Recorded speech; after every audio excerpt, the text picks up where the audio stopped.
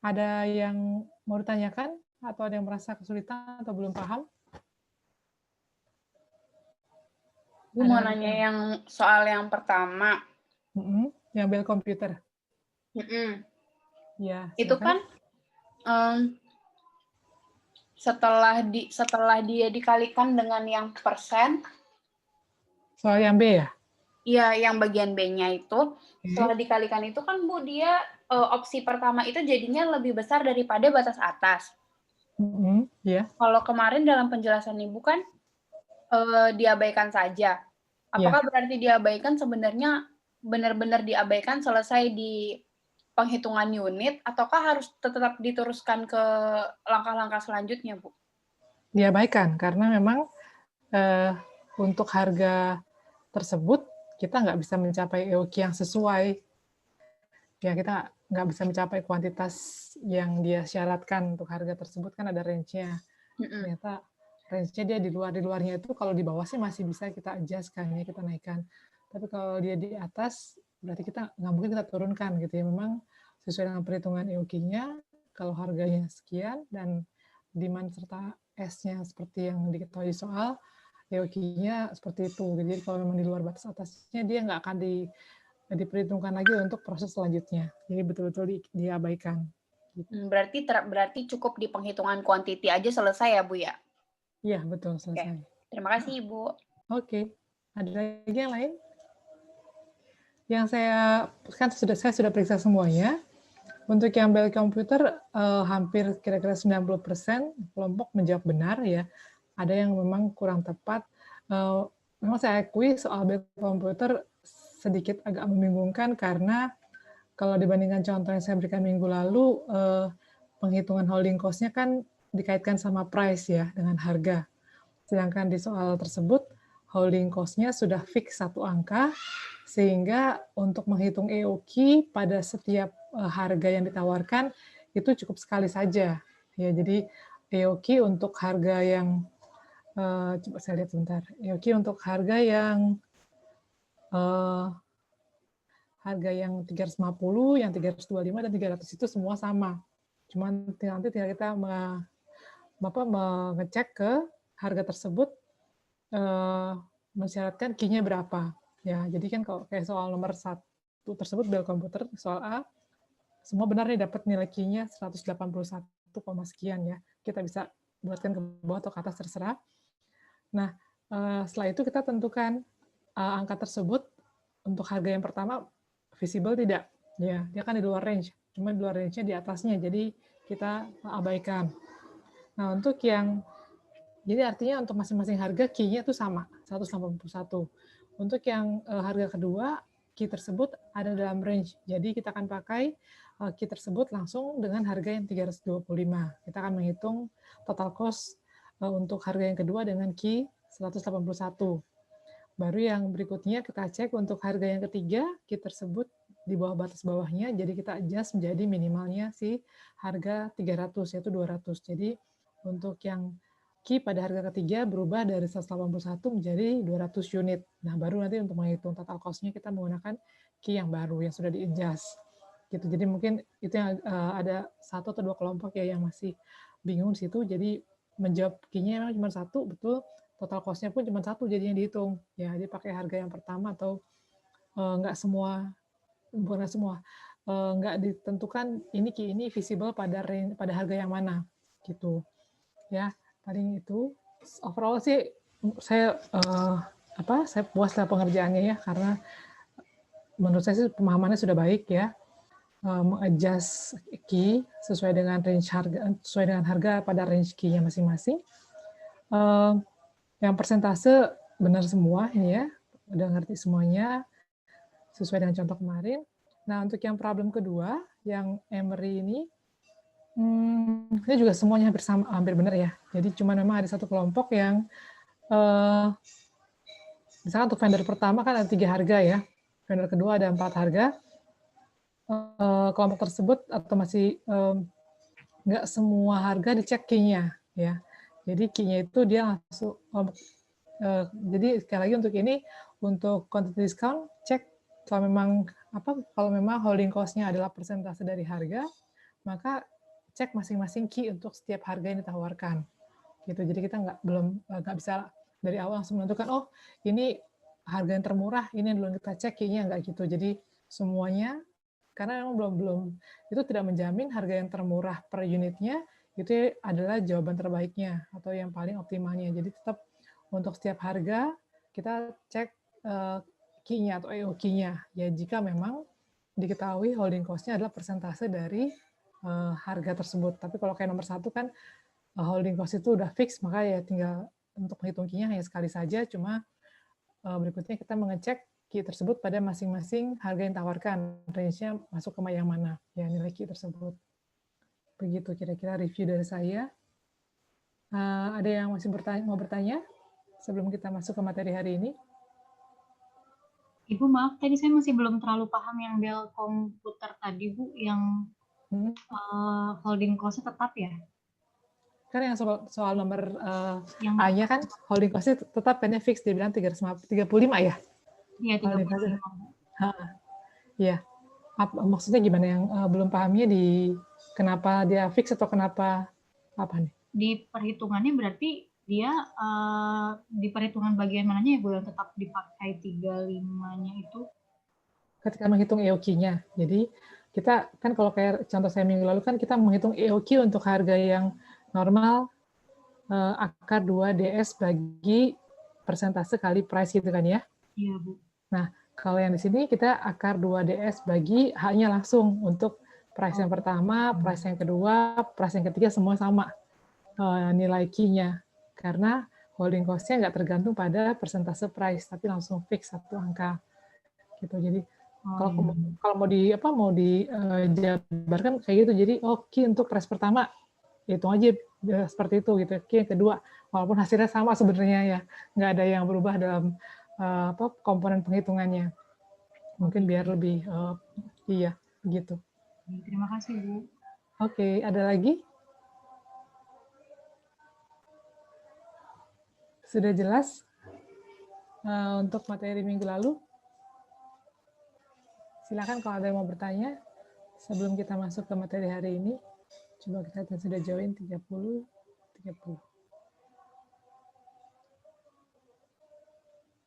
Oke, kalau nggak ada, kita akan mulai hari ini. Selamat malam semuanya. Terima kasih sudah bergabung. Kita akan membahas materi ketiga ya setelah di paruh kedua ini, yaitu tentang masih seputar topik inventory management. Ya, yang minggu lalu kita lihat pengelolaan inventory dibagi menjadi 2 kategori, dilihat dari sisi demand yang dipenuhi, yaitu inventory model untuk independent demand. Kita menggunakan teknik EOQ ya, Economic Order Quantity.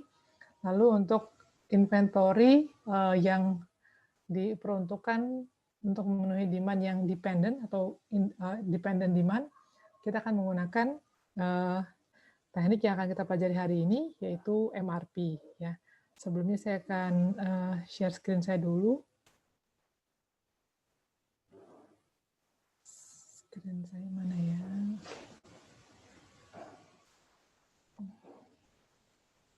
Sudah kelihatan screen saya belum? Sudah, Bu. Sudah ya, oke. Sebelumnya sudah dibaca ya materinya? Saya sih bayangkan sudah dibaca nih. Kira-kira dari yang sudah dibaca, mungkin ada yang punya gambaran kira-kira MRP itu seperti apa sih? Atau untuk apa kita membuat MRP? Saya tunjuk 6 aja ya, biar ada yang jawab ini. Karena kalau ada yang mau volunteer silakan, tapi kalau enggak saya tunjuk, saya sebut nama nih. Mana ya? Oke, saya acak ya, saya nggak lihat di absen, saya lihat dari tugasnya aja. Andika, ada Andika? Halo?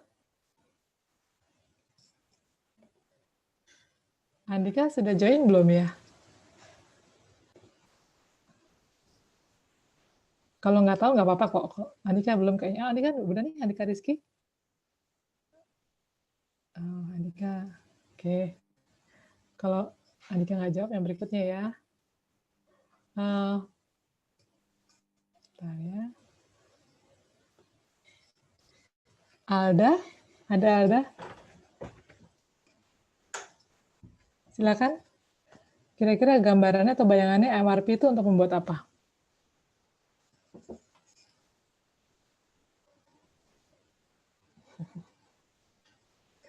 Waduh, saya nggak dengar suaranya sama sekali nih. Dari tadi cuma suaranya Helinsa nih kedengeran. Yang lain pada kemana nih ya?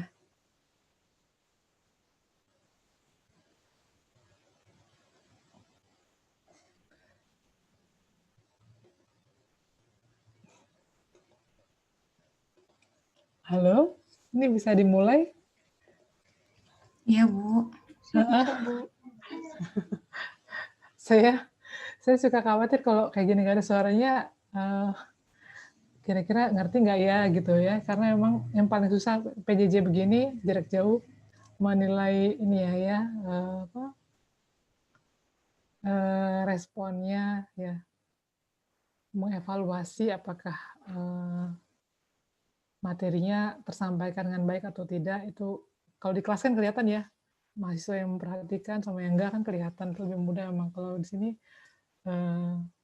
agak susah nih, makanya saya minta tadi menyebutkan, saya panggil nama-namanya aja kalau memang nggak ada yang mau jawab.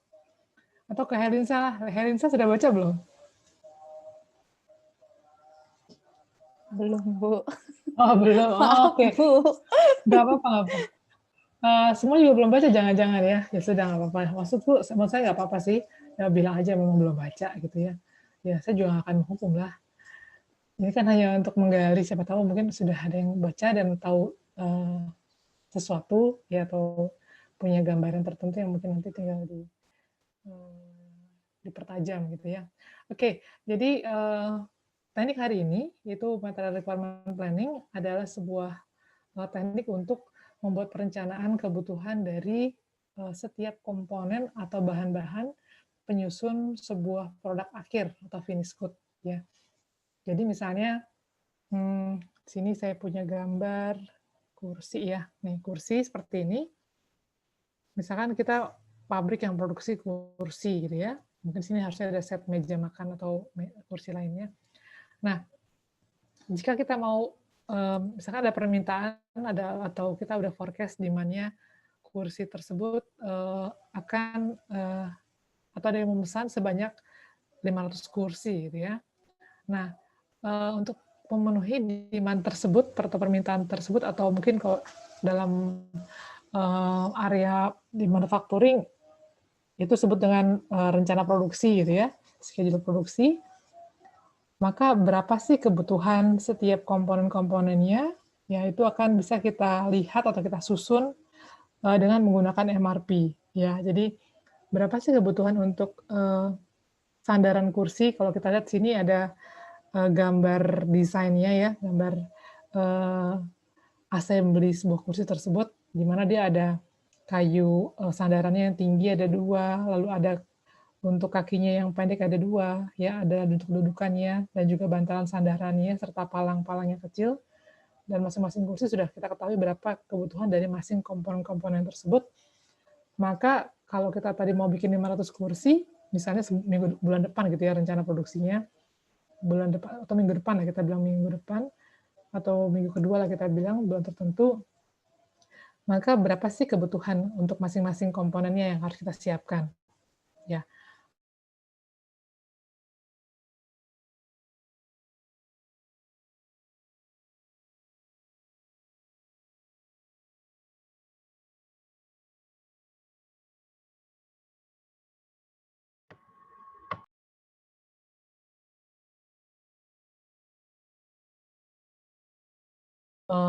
Untuk memenuhi kebutuhan tersebut, kita harus langsung beli semuanya ya. Kita masih punya komponen yang mana gitu ya, kita masih punya stok yang kurang yang masih harus kita beli lagi untuk memenuhi 500 kursi tadi adalah apa saja nih A, B, C, D gitu ya, komponennya disebutkan plus jumlahnya. Jadi dengan MRP kita bisa membuat perencanaan ya material atau komponen dari sebuah produk akhir ya dengan dengan mengetahui kapan produk akhir itu akan kita kirimkan ke customer gitu ya. Jadi kapan sih produk akhir itu udah harus ready dan akan siap dijual atau dikirimkan gitu. Jadi dengan begitu kita akan bisa membuat perencanaan mundur. Oh berarti kalau misalnya mungkin minggu depan kita akan buat, dan mengetahui bahwa proses pembuatannya itu butuh waktu masing-masing gitu ya, dan proses pemesanan juga butuh waktu, maka sebaiknya untuk komponen A kita akan pesan mungkin mulai 5 hari sebelumnya, gitu ya. Komponen yang B berapa hari sebelumnya dan seterusnya, supaya ketika komponen tersebut dibutuhkan untuk proses pembuatan barang ini atau produk ini, komponennya sudah siap, sudah ada, gitu ya. Jadi ini membantu kita untuk memastikan kebutuhan komponen itu atau menjadwalkan kapan komponen tersebut kita harus pesan kalau memang dibeli, atau kita harus buat kalau memang harus kita buat sendiri, ya. Sehingga sesuai dengan jadwal produksinya, jadwal barang itu akan dikirimkan sudah selesai, sudah beres semuanya. Oke, jadi di sini ini MRP adalah salah satu teknik yang paling banyak digunakan ya. Jadi katakan untuk dependent demand ya. Nanti kalau gambaran bentuk bukan seperti gambar fisik bendanya seperti ini, kita bisa lihat bentuknya seperti ini ya. Jadi sebuah kursi itu komponennya apa saja sih, gitu ya. Nah, untuk menentukan komponen-komponennya ini, atau kalau kita tahu bahwa sebuah kursi itu akan dibuat berapa banyak, maka komponen-komponennya akan kita harus siapkan berapa dan kapan ya, gitu. Nah, MRP sendiri punya banyak sekali benefit atau memberikan banyak sekali keuntungan atau membantu proses produksi. Yang pertama, dengan perencanaan ini ya, menentukan berapa material yang dibutuhkan, akan buat kita lebih responsif karena kita tahu nih setiap ada order atau setiap ada kebutuhan yang datang, kita bisa langsung membuat perencanaannya ya sesuai dengan jadwal yang ada ya. Lalu kan lebih cepat juga kalau ketika misalnya terjadi perubahan permintaan pasar, selera pasar juga akan lebih bisa mengadjust ya. Perencanaannya betul-betul dia lebih fleksibel dan responsif. Dan dengan MRP ini akan bantu kita juga untuk bisa memanfaatkan fasilitas-fasilitas produksi dan juga labor dengan lebih tinggi utilisasinya. Ya kan kita tahu nih setiap permintaan atau setiap demand yang mau kita penuhi itu nanti akan butuh menggunakan fasilitas yang mana, ya kita bisa menjadwalkan. Jadi jangan sampai ada yang fasilitas yang sering idle ya, atau sebaliknya. Dan yang paling penting lagi ya di sini sesuai dengan judulnya atau temanya, memang MRP ini betul-betul membantu perusahaan untuk menghemat atau meminimais inventory yang mereka kelola ya, dengan tadi merencanakan kapan memesan, berapa banyak untuk bisa memenuhi permintaan atau produksi dari sebuah produk akhir di waktu tertentu ya. Nah, sesuai dengan namanya, kenapa dia dependent demand? Karena tadi itu komponen-komponen penyusun dari sebuah produk akhir, kebutuhannya depends on berapa finished good yang mau dibuat. Ya misalkan kayak gini, mungkin kalau sehari-hari seperti tukang nasi goreng gitu ya, atau mungkin pembuat kue bolu gitu ya, buat kue bolu. Nah, untuk misalkan ada order kue bolu 3 hari ke depan atau mungkin seminggu ke depan, berapa kotak kue bolu misalnya ya. Nah, si pembuat kue ini untuk mengetahui berapa sih bahan-bahan penyusun kue bolu yang harus dia siapkan, misalnya tepung, gula, telur, mentega dan sebagainya. Nah, dia kan harus mengetahui dulu nih, satu buah kue bolu butuh berapa gram tepung, berapa gram gula, berapa butir telur, dan seterusnya. Ya, lalu dikalikan berapa banyak tadi bolu yang mau dia buat pada waktu tersebut yang dia sudah janjikan ke pelanggannya. Nah, untuk membeli berapa barang-barang yang akan bahan-bahan yang akan sesuai dengan tadi order tersebut, dia kan harus cek juga kan stoknya dia masih ada nggak ya untuk setiap item tersebut. Gitu ya. Jangan-jangan misalnya tepung dia masih sangat banyak, jadi dia mungkin hanya perlu bahan-bahan yang lainnya ya. Jadi nggak perlu beli untuk tepung misalnya. Atau yang bahan-bahan gula atau yang sebagainya. Jadi dengan buat MRP dia bisa menjadwalkan, oh berarti untuk bisa nanti membuat minggu depan, saya harus siapkan apa lagi nih, kapan supaya ready barang-barangnya ketika dia akan mulai membuat dan sampai barang itu selesai semuanya. Seperti itu. Ya. Jadi awalnya kita harus tahu dulu berapa finished good yang mau dibuat, ya. dan apa saja komponen dari satu buah finished good, ya, apa saja komponennya plus berapa jumlah atau kuantitasnya, baru nanti kita bisa menentukan. Berarti komponen-komponennya kita harus siapkan berapa banyak, ya, lalu dikurangi lagi dengan inventory yang kita miliki. Nah, untuk lebih jelasnya kita akan lihat di sini, untuk bisa membuat sebuah MRP atau Material Requirement Planning, ada 5 informasi atau data yang harus kita miliki. Jadi ini betul-betul nggak boleh ada yang skip, ya, nggak boleh ada yang terlewat. Yang pertama, kita sudah harus punya jadwal produksi ya yang pasti. Ya, jadi, nah itu MPS namanya, ya. Nanti kita lihat detailnya. Yang kedua, kita punya kita mengetahui spesifikasi atau di sini sebutannya bill of material atau BOM, ya, dari setiap produk akhir yang mau kita buat, ya. Jadi mungkin kalau untuk barang elektronik kita sering bilangnya spek gitu ya, spesifikasi HP-nya speknya apa sih, kita sebut dari memorinya, dari RAM-nya dan sebagainya, atau pixelnya gitu ya untuk kameranya. Kalau untuk tadi kayak makanan, spesifikasi itu adalah resep, ya. Jadi berapa list komponen dari sebuah produk akhir, ya. Lalu yang ketiga, ketersediaan inventory untuk masing-masing item. Lalu yang keempat, informasi mengenai ada atau tidaknya purchase order outstanding, ya. Ada yang tahu mungkin sih teman-teman ada yang bekerja di area purchasing atau procurement? Kira-kira purchase order outstanding itu apa ya?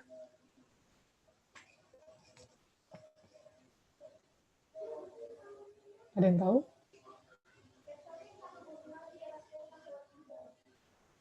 Salah nggak apa-apa kok, jangan ini. Kemarin ada di FE, ya, dosen-dosen ada pelatihan mengevaluasi tentang perkuliahan jarak jauh. Jadi memang setelah sekian lama kita kuliah melalui Zoom, Google Meet atau yang lainnya, memang ada fasenya ya, atau ada momen di mana kita mengalami namanya Zoom fatigue gitu ya. Jadi mungkin kelelahan dan karena Zoom, dari Zoom ke Zoom, kerjanya pakai Zoom, kuliah pakai Zoom. Jadi udah terlalu banyak ya. Ada yang tahu purchase order outstanding? Nyoba jawab ya, Bu. Oke. Oke, Lensa, nggak apa-apa, Lensa. Jadi purchase order outstanding itu kalau biasanya kan kalau di purchasing, kalau di perusahaan mereka bagian tim purchasing itu membeli produk-produk atau kebutuhan karyawan kantor kan. Jadi kalau menurut saya purchase order outstanding itu adalah barang-barang yang sudah dibeli tapi belum sampai di tempat sebelum closingan kayak gitu. Oke, betul sekali. Nah, begitu. Jadi proses pembelian yang belum kita terima gitu kan ya. Jadi kita udah pesan ke supplier gitu, tapi barangnya belum sampai kan. Maksudnya Helisa begitu ya? Iya, Bu. Iya, betul. Jadi ini akan nanti mempengaruhi berapa kebutuhan bersih dari setiap komponen kita. Jadi tadi kan kalau cerita saya di awal tadi, hanya untuk memastikan atau untuk mengetahui berapa sih jumlah komponen-komponen yang kita butuhkan, saya hanya tadi memperhatikan berapa inventory-nya yang kita miliki. Nah, nanti PO standing pun akan mempengaruhi juga nih, ya. Jadi dengan memperkirakan tadi jadwal setiap komponen-komponennya dan kita mempunyai informasi mengenai PO standing, itu bisa nanti ternyata mempengaruhi berapa sih kebutuhan bersih kita sebenarnya kalau kita sedang menunggu pembelian sebelumnya. Oke, betul. Tepat sekali itu jawabannya. Makasih, Alensa. Baru yang kelima, informasinya itu mengenai lead time, ya, waktu tunggu dari pemesanan ataupun produksi. Kita satu persatu. Nah, MPS, apa sih MPS? Nah, MPS ini ada hubungannya dengan materi kita di awal, yaitu aggregate planning, ya. Jadi MPS ini adalah breakdown atau pecahan dari aggregate planning, ya. Di aggregate planning kalau masih ingat, kita kan buat perencanaan produksi ya untuk memenuhi demand forecast kita, ya. Kita punya demand forecast, lalu bagaimana kita nih memenuhi demand tersebut, bisa melalui produksi kita sendiri, ya bisa melalui menggunakan subkontraktor atau overtime dan sebagainya, ya. Jadi di sini dan di aggregate planning itu yang kita planningkan kan family of product, ya. family of product. Nah, di sini kita akan menggunakan aggregate planning, lalu kita pecah menjadi per spesifik produk dan per term yang lebih pendek, waktunya lebih pendek. Jadi kalau di aggregate planning mungkin kita buatnya per bulan atau per 3 bulan gitu ya, per quarter. Nah kalau di sini di MPS aggregate planning-nya tuh kita pecah. Ini ada tekniknya sebetulnya ya, ada software-nya atau ada caranya bagaimana memecah aggregate planning menjadi MPS. Cuma itu bukan di dalam skop mata kuliah ini, ada mata kuliah tersendiri dalam area operasi ya, SPPU namanya. Kita akan bisa membuat MPS ini. Jadi intinya MPS itu adalah pecahan atau breakdown dari aggregate planning ya. Jadi ini adalah schedule produksi untuk per spesifik produk. Ya, jadi kan menentukan apa yang akan kita buat, ya apa itu terkait spesifik produk apa, dan kapan, serta berapa banyak yang mau kita produksi. Oke, jadi info pertama untuk buat MRIP, kita mempunyai MPS. Di mana MPS ini awalnya dapat dari aggregate planning. Ya, oke. Biasanya sih MPS ini dalam prakteknya dia untuk bisa menjaga supaya nggak terlalu banyak perubahan ya, dia akan dibuat fix atau frozen pada waktu yang misalkan untuk 3 minggu MPS itu udah fix gitu ya, jadi nggak dikutak-katik lagi gitu ya. Dan dia adalah rolling schedule di mana dia akan selalu diupdate ketika memang waktunya sudah lewat. Ini contohnya kita bisa lihat MPS ini ya, jadi ini adalah yang atas itu, Yang atas adalah aggregate planning-nya, ini ya. Ini aggregate planning yang kita pelajari di pertemuan pertama, ya. Jadi ini berdasarkan demand forecast. Oh, kita akan membuat pada bulan Januari top. Di sini contoh bendanya yang mau kita buat adalah amplifier, ya.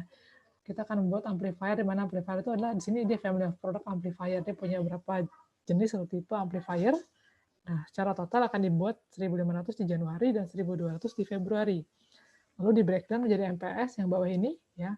Master Production Schedule untuk masing-masing tipe amplifier. Ada yang 240 watt, 150, dan 75 watt. Dan dia pecah berdasarkan minggunya. Ya, jadi lebih short term di sini ya. Untuk yang minggu pertama, tipe yang pertama 240 watt, 100 unit. Dia nggak tiap minggu di sini dibuatnya. Ya.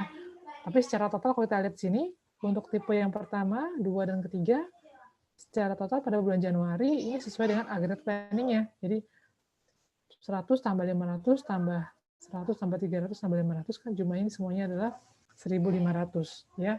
Jadi secara total dia sama dengan si aggregate planning-nya, cuma kita breakdown menjadi detail per spesifik produk dan pada waktu yang lebih pendek.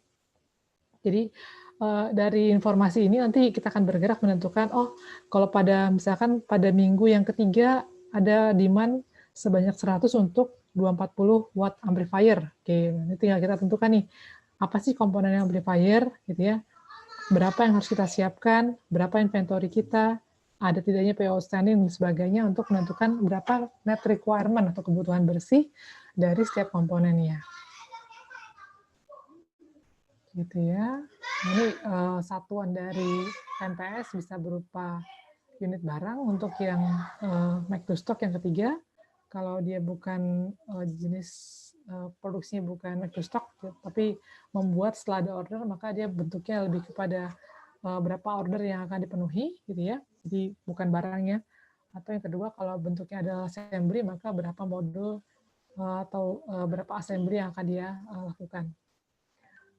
Ini contoh lain dari MPS untuk produknya burger ya, burger ini. Jadi pada hari ke-6, hari ke-8, 9, 10, seterusnya, mereka sudah memperkirakan akan buat sekian banyak burger ya. Lalu tahu berapa komponen burgernya, maka dia akan siapkan kebutuhannya, bahan-bahannya. Oke, sampai sini ada pertanyaan untuk MPS?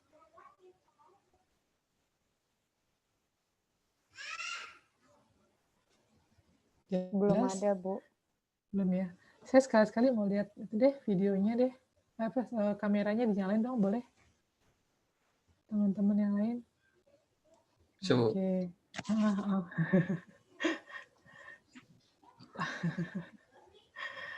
Ini semuanya, oh ada yang di rumah, ada yang di tempat kerja ya, masih ada yang kerja ya. Oke. Jelas sampai sini atau ada yang mau ditanyakan? Jelas, Bu. Allah Tito, jelas, Bu. tadi ada yang mau tanya tapi mungkin masih mute. Oke, terima kasih. Jelas ya? Oh, Tito kenapa nggak bisa ngomong? Mic-nya rusak ya? Mungkin kalau misalkan ada mau ditanyakan, tapi mic-nya rusak, bisa lewat chat box-nya aja. Silakan kalau mau ditanyakan, tapi nggak bisa keluar suaranya, di chat room-nya aja diketikkan ya pertanyaannya.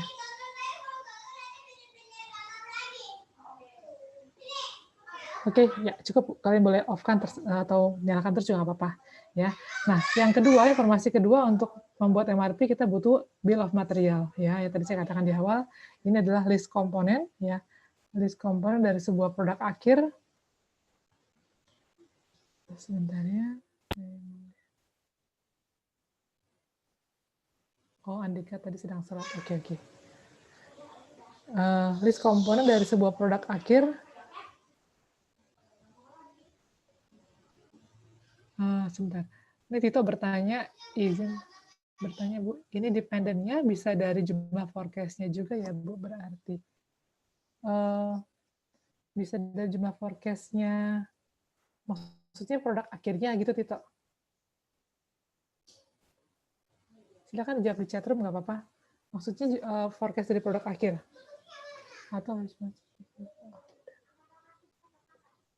tergantung, makanya kalau misalnya dia adalah tipikal produksinya make to stock, jadi sebelum ada order dia sudah buat gitu, kayak umumnya pabrik-pabrik makanan misalnya gitu ya. Maka di sini dependennya dia tergantung pada forecast demand-nya. Ya, forecast demand yang sudah dia forecast demand itu akan ditranslate menjadi aggregate planning kan ya. Aggregate planning dipecah menjadi CMPS. Jadi di sini tadi tergantung nature-nya, dia membuat untuk di stok sebelum ada order dia stok, atau dia membuat barang itu setelah ada order, sehingga di sini yang harus dia rencanakan bukan berapa finish good yang mau dibuat, tapi berapa order nanti yang akan dia penuhi ya, kalau untuk make to order atau yang disebut pre-order ya, seperti itu. Jadi kalau untuk yang make to stock ataupun yang assembly, ya dia harus menyiapkan dia membuat perencanaan produksinya berapa banyak gitu. Menjawab nggak, Tito? Mungkin kalau masih kurang jelas bisa ditanyakan lagi. Sudah jelas kira-kira? Oke, sama-sama. Ya, jumlahnya tergantung dia, kalau dia make to stock, dia tentukan, itu menentukan mungkin MPS tadi ya, MPS itu adalah berapa banyak produk yang mau dibuat pada waktu tertentu atau pada minggu tertentu. Sedangkan kalau dia bentuknya pre-order atau make to order, maka itu adalah berapa banyak order yang akan nanti dia penuhi, ya begitu. Oke, yang kedua yaitu bill of material. Bill of material adalah list komponen atau bahan-bahan penyusun ya dari sebuah produk akhir. Dan di sini penggambarannya kita akan menggunakan sebuah bagan ya, sebuah bagan di mana dia berlevel ya. Jadi untuk yang paling atasnya kita sebut sebagai finish good-nya ya. Seperti ini kita punya produk speaker ya, kita kasih nama Awesome yaitu A supaya mudah ya, jadi ABCD. Lalu di sini kita bisa breakdown nih, produk ini kalau kita pecah menjadi komponen besarnya jadi apa saja nih. Jadi kita sini pecah menjadi B sama C gitu ya. Komponen B sama C. Lalu misalkan kalau kayak tadi kue bolu, misalnya dia bagian besarnya ini bolunya, base cake-nya, sama satunya lagi bagian keduanya adalah mungkin untuk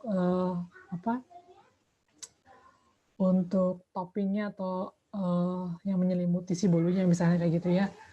Lalu di sini kita lihat dalam setiap komponen di bawahnya itu ada angka-angka, ini menunjukkan jumlah yang dibutuhkan untuk setiap item di atasnya. Jadi di sini untuk BOM sendiri kita sebut ada parent, ada children. Ya, jadi parent itu adalah yang ada di atas.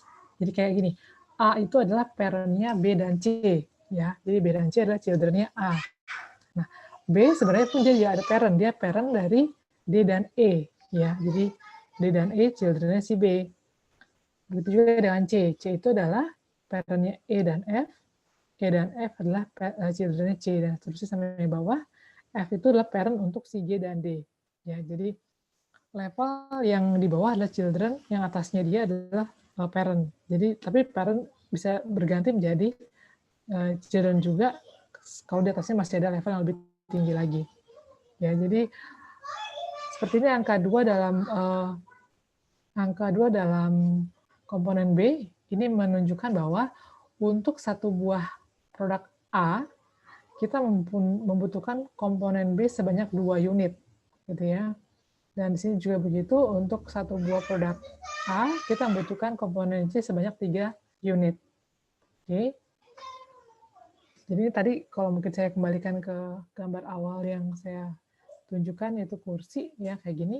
Misalnya kursi itu komponen besarnya apa aja sih? Ada leg assembly, ada seat sama back assembly ya. Di mana leg assembly dibagi lagi menjadi leg-nya sendiri, di mana satu buah leg assembly butuh 2 leg, 2 kakinya, dan butuh crossbar gitu ya, ada palang kecilnya. Lalu untuk seat-nya dia nggak ada lagi seat karena hanya dudukan bantalan aja ya, dia nggak ada komponen pecahannya.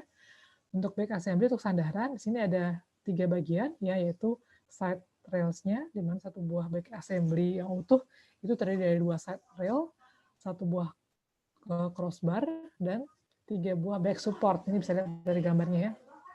Ini 3 buah back support ini yang berjajar ke atas ini, ya.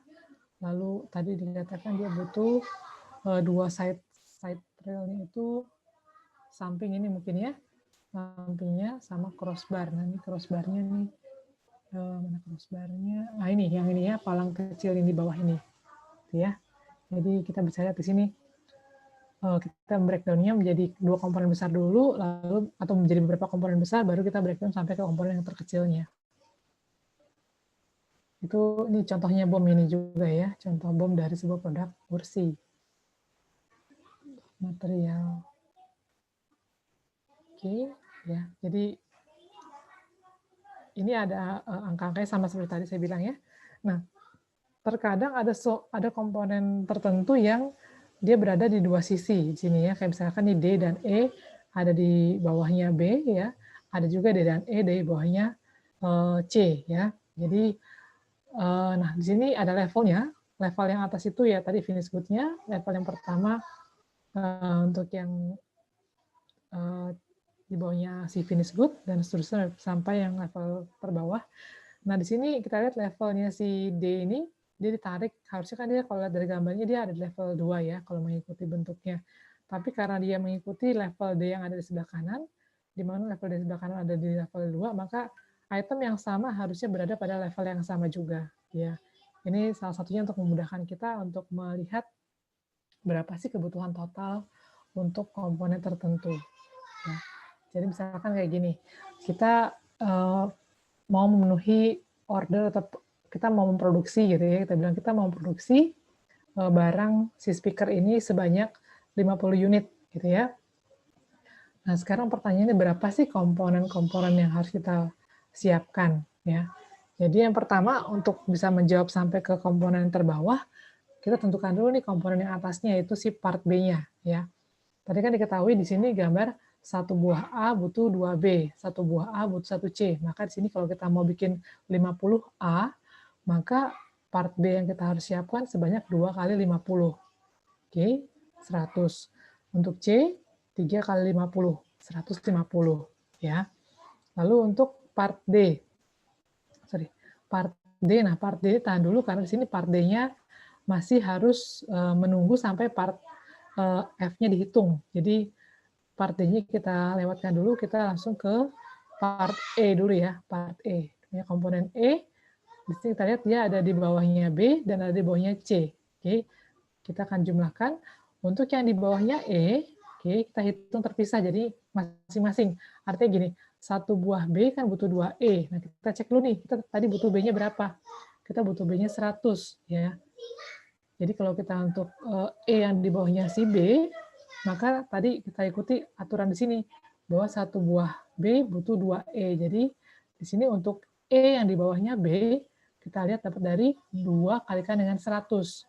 Sedangkan komponen E yang ada di bawahnya C ya. Di sini kita lihat satu buah C butuh 2E. Maka di sini untuk yang di bawahnya si C 2 kali si C-nya. C-nya 150 kan tadi kita akan harus siapkan. Totalnya sekian, 500. Ya. Baru setelah yang E, kita ke yang F. Ya. Untuk yang F, ini tergantung tadi satu buah C, butuh 2F. Ya. Jadi sini, untuk F, kita mengacu kepada si parent-nya. Jadi, untuk menentukan jumlahnya. Satu buah C butuh 2F, maka di sini F-nya adalah 2 kali C-nya. Ya, 300. Nah, baru setelah F-nya sudah kita ketahui, kita bisa menghitung D. Ya. D yang ada di bawahnya si B, satu buah B butuh 2D. Oke. Nah, kembali lagi sini. Jadi satu buah B butuh 2D, kita lihat ya. Jadi 2 kali si B-nya ditambah yang D di bawahnya si F. Jadi jumlahnya D tergantung berapa F yang mau disiapkan. Jadi intinya berapa komponen yang di bawah itu tergantung berapa komponen yang di atas yang mau disiapkan. Gitu ya. Kalikan dengan angka yang ada dalam kurungnya. Oke. Jadi F-nya 300, maka si D yang ada di bawahnya si F 2 kali si F-nya 300. Jadi totalnya untuk D itu 800 unit.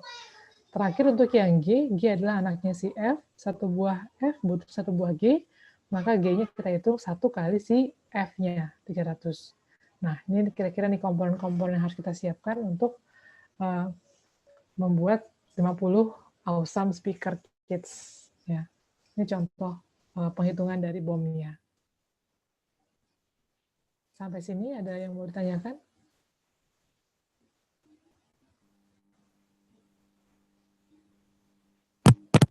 Andika tadi suaranya nggak kedengeran. Mau bicara Andika ya?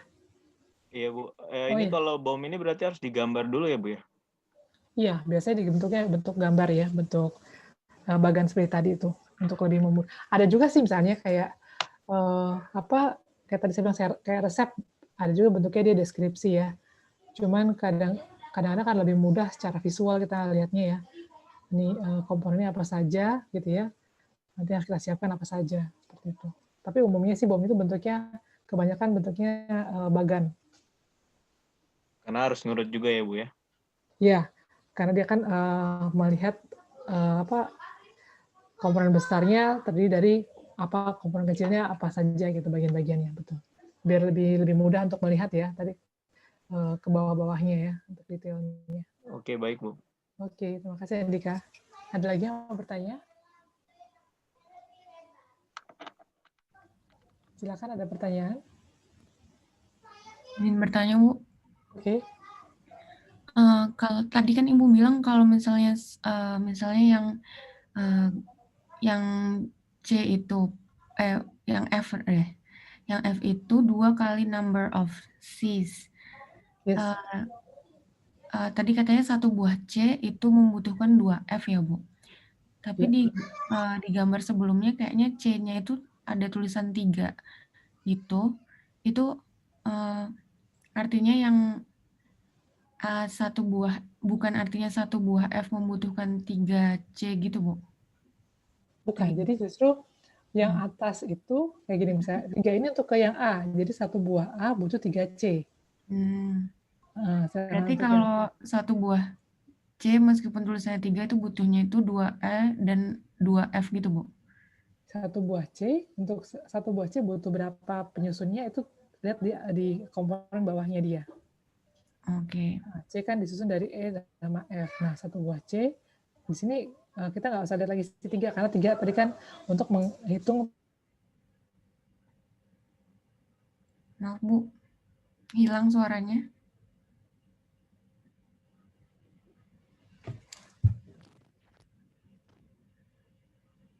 Keputus ya?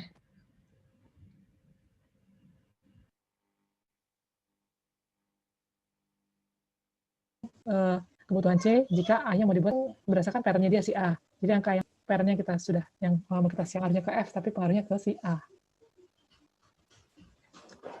Ibu tadi keputus. Ya keputus ya. Saya baru lihat. Jadi untuk yang 3 ini untuk ke pattern-nya si C. Pattern-nya C kan A. Jadi untuk mengalihkannya dengan si pattern-nya dia. Gitu. Jadi kayak sini F angka 2 ini untuk mengalihkan dengan jumlah si pattern-nya dia berapa saat itu. Gitu. Jadi untuk yang tiganya nggak ada hubungannya ke bawah, 3 itu hubungannya ke atas. Jadi angka-angka ini hubungannya ke atas. Jadi satu buah C butuh 2 F. Jadi satu buah F butuh 1 G gitu. Oke, Bu. Terima kasih. Oke. Ada lagi yang lain? Masih ada yang mau bertanya? Oke. Kalau tidak ada kita lanjutkan ya. Jadi tadi itu BOM. BOM ada beberapa modifikasinya. Nanti bisa dibaca ya. Ada phantom builds, ada planning builds, ada modular builds. Oke. Nah, yang ketiga, informasi yang tidak kalah penting selain MPS dan BOM yaitu inventory record. Jadi ini yang tadi saya katakan kita harus punya catatan inventory secara baik gitu ya mengenai item per item yang kita miliki ya. Tadi misalnya kayak tadi speaker ini, ternyata mungkin kita masih punya komponen G 100 unit. Jadi kebutuhan bersih kita sebenarnya bukan 300 tapi 300 dikurangi dengan 100 gitu. Itu yang harus kita siapkan atau harus kita pesan gitu ya. Jadi inventory record itu sangat penting ya. Sehingga kita nanti memesannya benar-benar sesuai kebutuhan. Enggak, karena kan memang tujuan utama dari MRP ini kan untuk meminimais, untuk mengelola inventory. Supaya jangan sampai ada kelebihan dan juga kekurangan. Gitu. Jadi harus betul-betul bisa informasi dari inventory record ini bisa diandalkan untuk menentukan berapa kebutuhan komponen per komponen. Lalu yang keempat, ya tadi ini PO standing, atau di sini istilahnya nanti kalau di MRP-nya sering ditulis dengan istilah schedule receipt ya, schedule receipt. Jadi adalah perintah pembelian atau proses pembelian yang sedang berlangsung gitu ya, dan belum tadi disebutkan teman kita belum closing betul, jadi belum diterima barangnya. Tapi kita tahu nih kita akan menerima barang pada waktu yang akan datang.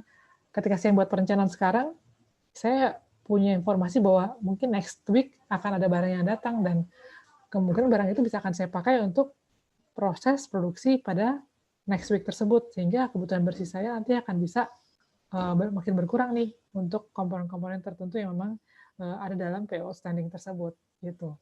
Ya, jadi ini perintah pembelian yang sedang diproses dan belum kita terima barangnya, dan nanti mungkin bisa jadi dia mempengaruhi kebutuhan bersih kita untuk setiap item.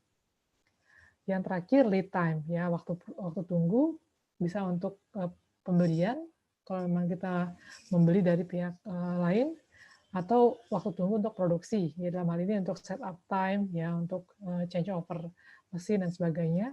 Jadi untuk persiapan produksi kita bisa hitung berapa waktu tunggunya. Oke. Nah di sini kita lihat ada tambahan informasi untuk yang si awesome speaker kita tadi.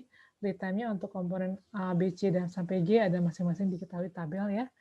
Nah dengan mengetahui bill of material tadi dan juga informasi lead time, kita bisa membuat struktur namanya time phase product ya, structure ya. Jadi ini adalah gambar dari bill of material yang diputar 90 derajat gitu ya. Ke kanan ditambahkan dengan informasi lead time. Nah, kita di sini ya. Jadi diketahui lead time-nya si A, jadi untuk memproduksi si A ya setelah komponen B dan C-nya sudah siap, sudah ready, yaitu 1 minggu ya. Sedangkan untuk si dengan jumlah tersebut ya, bukan satu unit ya, untuk jumlah 50 buah speaker kita butuh waktu seminggu. Oke, lalu untuk di sini lagi kita lihat ya untuk komponen B, oke, kan butuh waktu 2 minggu ya dia untuk bisa diproduksi setelah komponen D sama E-nya juga ready. Jadi ini kita lihat ini ada lead time-nya kita tambahkan ya. Nah ini garis-garisnya panjang pendek itu memang ada maknanya ya. Jadi kalau yang 1 minggu lebih pendek, yang 2 minggu, 3 minggu lebih panjang. Nah dari gambar ini kita bisa melihat ya secara visual komponen mana nih yang harus lebih dulu dipesan ya, yang berikutnya dan seterusnya sampai selesai. Kalau lihat dari gambar ini komponen apa yang harus kita pertama-tama siapkan pesan?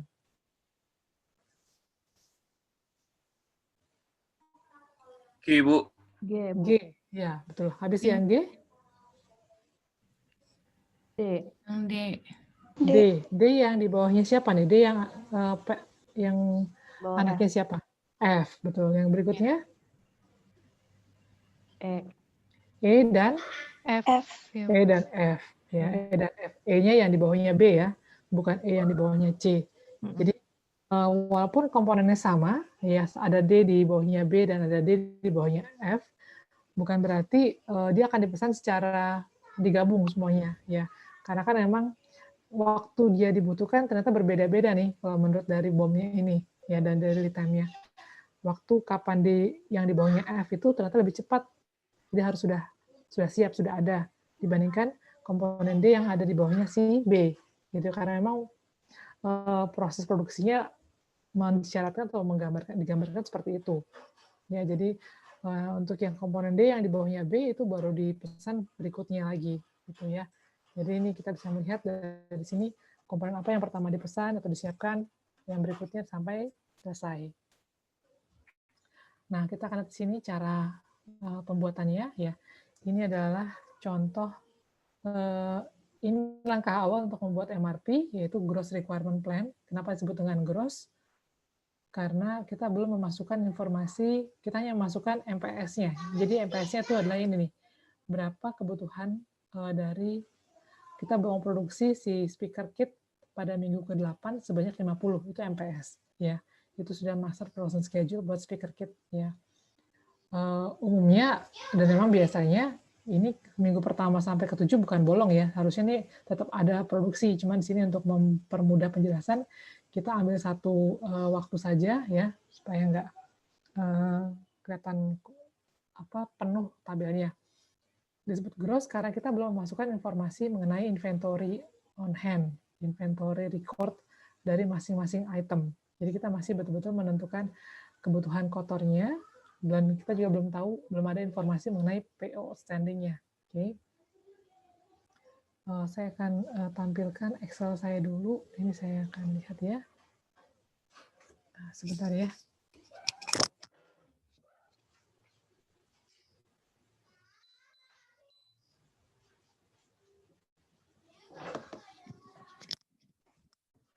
Oke, ini tabel yang seperti di PowerPoint, cuma saya kosongkan ya. Jadi kita isi bareng-bareng. Mungkin nanti saya akan kirimkan juga ke email. Saya belum kirim ya, Rifki, ini ya? Izin Bu, saya lihat emailnya. Oh, kenapa? Saya belum, sebentar. Saya belum share screen-nya untuk itu ya. Sebentar. Oke. Ini kalau di Zoom memang harus pindah-pindah terus ya. Oke nih, screen saya sudah kelihatan Excel-nya. Ini sebetulnya bentuknya sama dengan PowerPoint tadi, cuman ini saya kosongkan ya. Jadi di sini tadi ada, menurut MPS-nya kita akan produksi 50 unit pada minggu yang ke-8 ya. Oke, nah ini lead time-nya sudah saya tuliskan di sini. Saya belum editnya. Oke, 50 unit. Lalu di sini saya ambil deh bomnya. Bisa diambil nggak ya? Coba. Oh, kelihatan nggak ya? Oke. Nah, di sini kita lihat ya. Untuk jadi artinya di sini ada required date, ada order release. Jadi required date artinya dia harus sudah finish, sudah siap pada minggu tersebut. Nah, untuk order release adalah waktu di mana kita mulai memproduksi atau mulai memesan kalau untuk pembeli ya, dengan mengetahui lead time-nya berapa lama. Ya, jadi untuk yang si A, ini akan disebut ya, lead time-nya dia butuh waktu seminggu. Oke, artinya apa? Kita harus mulai produksi pada seminggu sebelumnya, karena lead time seminggu. Jadi pada minggu yang ke-7, ya, sebanyak 50 unit ini sudah harus kita mulai rilis. Rilis itu bisa diproduksi atau dipesan, tapi dalam hal ini kita membuat ya. Membuat, nanti mungkin untuk komponen yang baru kita pesan atau kita buat. Oke, 50 ya. Jadi untuk yang A, kita tinggal mundurkan saja sesuai dengan lead time-nya. 1 minggu, kita mundurkan seminggu. Nah, sekarang untuk yang B sampai seterusnya, baru kita akan benar-benar melihat ke bill of material ini tadi, bagian yang saya sudah ambil. Oke, di bill of material ini kita lihat satu buah A butuh 2B ya. Nah, artinya gini, kita untuk yang komponen B, kita akan isi di required date. Artinya apa? Ketika si A mau dibuat pada minggu yang ke-7, nah, artinya di saat itu si B sudah harus siap. Bukan siap dipesan, tapi sudah diterima, sudah ada di tangan kita dalam bentuk yang sesuai untuk merakit tadi atau memproduksi si A. Kan A itu adalah komponennya, A itu dibuat dari komponen B dan C ya. Ya, di mana B dan C itu adalah komponen yang besar lagi yang dipecah, di bawahnya ada lagi komponen penyusunnya. Oke, jadi di sini untuk yang B, required date-nya mengikuti rilisnya si A, rilis parent-nya. Sekali lagi, untuk required date ini, waktunya sama dengan rilisnya si parent-nya dia. Ya. Cuma untuk jumlahnya, nah kayak tadi tuh, kalau kita mau buat 50 unit A, berarti untuk B-nya 2 kalinya si A, sesuai dengan BOM-nya. 1A butuh 2B. Jadi di sini adalah sebesar 100 unit B. Ya, jadi pada minggu ke-7 sudah harus ready, sudah harus siap 100 unit komponen B. Dengan lead time 2 minggu, berarti 2 minggu sebelumnya sudah harus kita rilis nih. Gitu. Kita harus siapkan atau kita beli. Ya, kita pesan. 100. Ya. Jelas sampai sini? Jelas, Bu. Jelas, Bu. Oke. Untuk yang C, nah 1 buah A butuh 3 C. Nah, sama kayak tadi ya. Tadi kan si A itu kan anaknya B sama C. Jadi ketika si A itu sedang diproses, maka si B dan C sudah harus ready kan, siap untuk dipakai. Di sini kita mengikuti waktunya, cuman tadi kita lihat 1 buah A butuh 3 C, maka di sini untuk C-nya sebanyak 150. Oke, 3 kali 150. Lead time seminggu, kita mundurkan, kita akan rilis si C ketika di minggu yang ke-6. Ya, karena lead time-nya seminggu, jadi mundurnya hanya 1 minggu saja. Oke, jelas ya. Lalu berikutnya kita ke E, yang D-nya nanti ya, karena tadi kan D itu mengikuti ada yang di bawahnya F ya, jadi kita ke E dulu. 1 buah B butuh 2 E ya, jadi E itu adalah anaknya si B. Sekarang kita jadi mengacunya ke B ya, kita nggak lagi ke A. Jadi mengikuti si parent-nya dia siapa ya. 1 buah B butuh 2 E ya. Jadi di sini ketika B mau dibuat, si E-nya udah harus ready sebanyak 2 kali B, yaitu 200. Oke, lead time-nya E 2 minggu, kita mundurkan menjadi sini. Gitu. Oke, E ada di mana lagi nih? Nah, E juga ada di bawah C ya. 1 buah C butuh 2 E. Oke, kita lihat sekarang parent-nya si C. Si E yang di bawahnya C, C-nya di sini ya. Jadi 1 buah C butuh 2 E, maka di sini 2 kali 150, yaitu 300. Oke, lead time-nya 2 minggu, kita mundurkan 2 minggu di sini.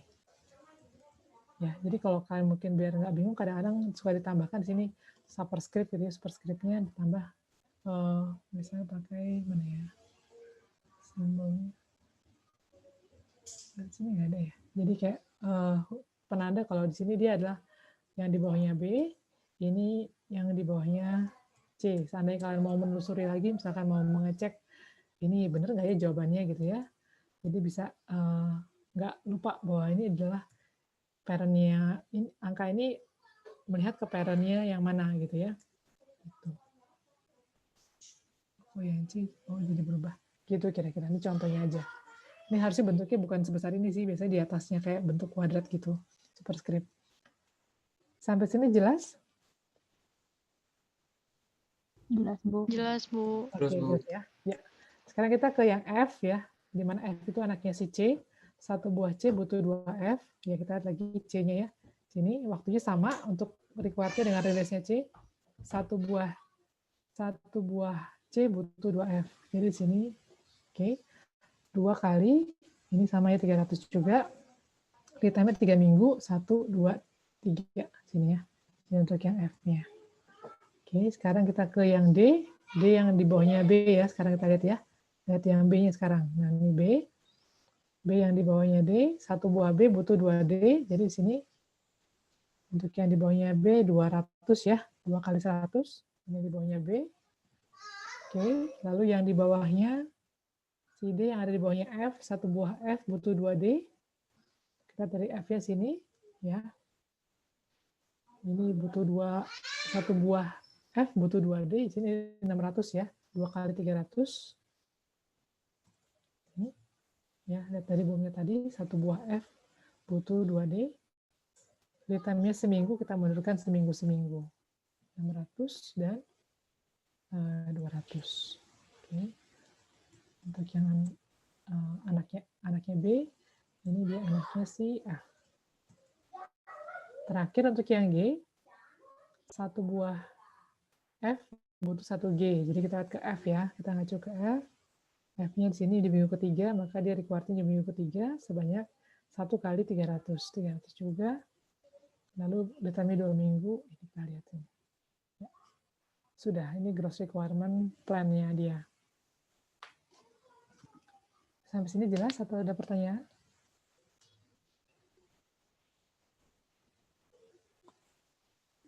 Jelas, ada yang mau bertanya? Silakan. Bu izin tanya. Oh. Mau nanya yang A, itu kan kita produksi 50 ya, Bu? Iya. Waktu pertama menempatkan 50 di week 8 itu hitungannya gimana ya, Bu? Kenapa nggak di 10 atau di 9 gitu? Boleh, ini berdasarkan MPS-nya. Berdasarkan schedule produksinya. Iya, jadi ini kapan ditaruh, di mana ditaruh itu berdasarkan MPS-nya. Kita akan produksi berapa di minggu berapa, itu berdasarkan MPS-nya. Itu biasanya given di soal ya, Bu? Iya, bisa kalau sekolah sih given itu nggak ditanyakan ya, enggak. Iya, oke. Makasih, Bu. Oke. Ada lagi yang lain? Bu izin tanya, Bu. Oke, silakan. Itu yang G itu kan dia induknya itu dari yang F ya, Bu? Bila digeser. Iya, betul. Oh, yang si bom ya? Iya, oh, lihat bomnya, Bu. Bentar ya. Dan bomnya kok enggak? Oke, bentar ya. Ini? Ya, kelihatan nggak? Kelihatan, Bu. Oke, ya. Oh, saya salah lihat tuh. Berarti F itu disangkanya di atas G itu D, Bu. Di atas G itu yang F. Berarti benar di minggu ketiga ya, Bu ya? Iya, ngikutin si F-nya ya. Required date-nya. Iya, betul. Terus kalau misalnya, Bu, itu kan yang di E itu ada induknya ada 2, ada B dan C. Yang di E, iya betul. Nah, itu kalau misalnya dia jatuhnya di minggu yang sama, Bu, yang misalnya 200 dan 300-nya bisa kemungkinan nggak, Bu? Mungkin nggak, Bu? Bisa, mungkin. Jadi tinggal jumlahkan saja. Oh, gitu. Jadi misalnya ternyata di minggu yang sama gitu ya, karena memang tadi yang atasnya juga kan minggu yang sama gitu. Misalkan bisa sama si C-nya di minggu yang sama, required date-nya, order release-nya, maka jumlahkan jadi 500 gitu. Boleh digabungkan. Oke, baik, Bu. Iya, oke, sama-sama. Ada lagi yang lain mau bertanya? Silakan. Jadi memang dia sangat menyesuaikan sama situasinya ya. Jadi nggak kaku lah ini. Memang sangat fleksibel, responsif. Oke, kalau belum ada saya akan lanjutkan ya. Sebentar, saya pindah ke PowerPoint.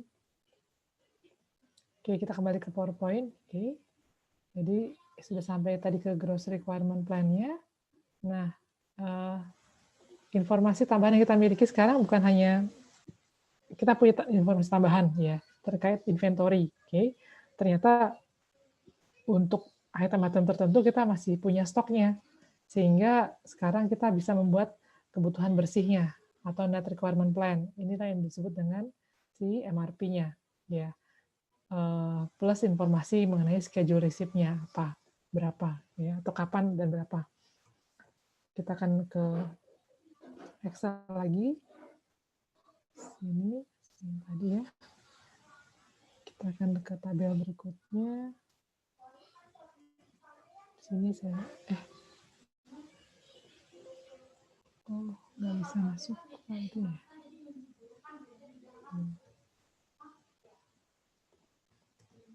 Oke.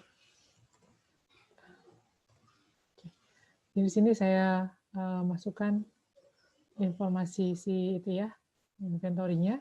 Jadi ternyata dicek di stoknya atau berdasarkan record inventory-nya, kita masih punya nih stok tertentu ya. Nah, ini akan mempengaruhi kebutuhannya. Kita akan bikin net requirement planning. Ya, tadi kan gross, sekarang ini kita lewat yang net-nya. Oke. Masih sama tadi di minggu yang ke-8 ya, 50. Nah, untuk yang net requirement planning template-nya lebih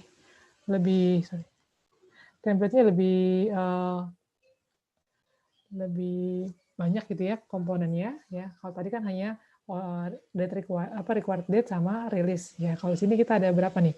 Jadi ini adalah template dari MRP atau Net Requirement Planning. Yang pertama gross requirement. Ini tadi didapatkan dari MPS ya, dari MPS. Lalu yang kedua adalah schedule receipt. Ini PO outstanding tadi, purchase order outstanding. Lalu yang berikutnya adalah ini inventory on hand ya. Projected on hand itu inventory on hand ya. Saya kasih tambah deh. Inventory gitu ya. Di dalam inventory. Okay. Lalu net requirement di mana dapat dari gross requirement dikurangi kalau ada schedule receipt yang memang jadwalnya pas dan dikurangi lagi dari inventory. Jadi kayak saya bilang kalau misalkan untuk komponen B kebutuhannya 100, tapi ternyata kita punya inventory nih masih berapa banyak? Misalnya 15. Oh, schedule receipt-nya misalnya ada yang akan datang pas dengan jadwal kita akan membutuhkan si komponen B. Jadi itu nanti akan membuat kebutuhan bersih kita bukan lagi 100, tapi 100 kurangi inventory, kurangi lagi dengan schedule receipt-nya itu menjadi net requirement. Ya.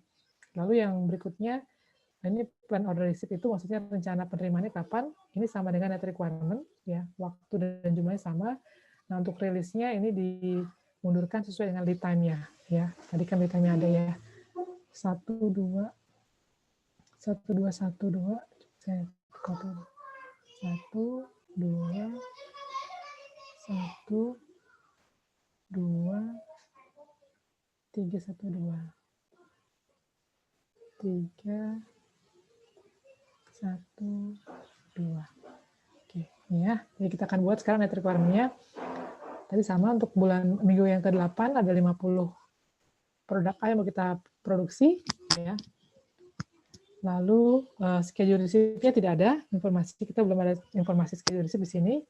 Inventory on hand untuk A, ternyata kita punya 10 nih, masih punya di gudang 10 untuk si awesome-nya nih. Nah, ini kita lihat, kita tuliskan dari sini. Oke, kita tarik terus karena memang di minggu pertama sampai ke-7 tidak ada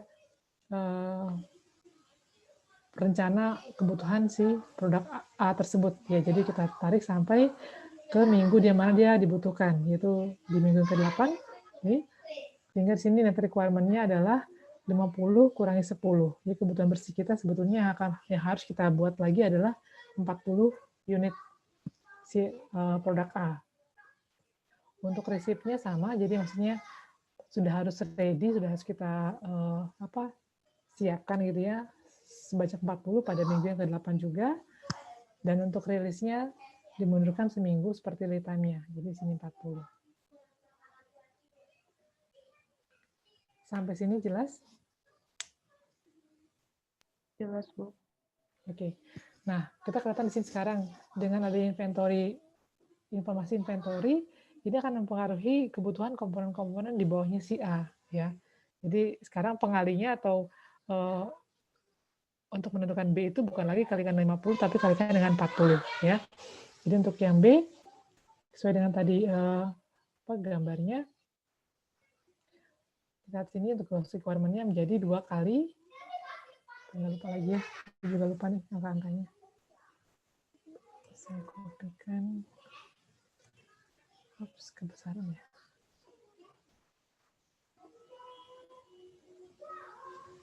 Ini ya, si B-nya.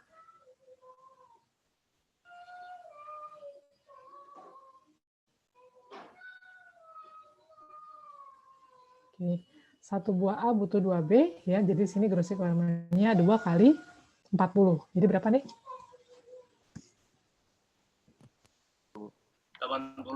80, betul. 80 ya.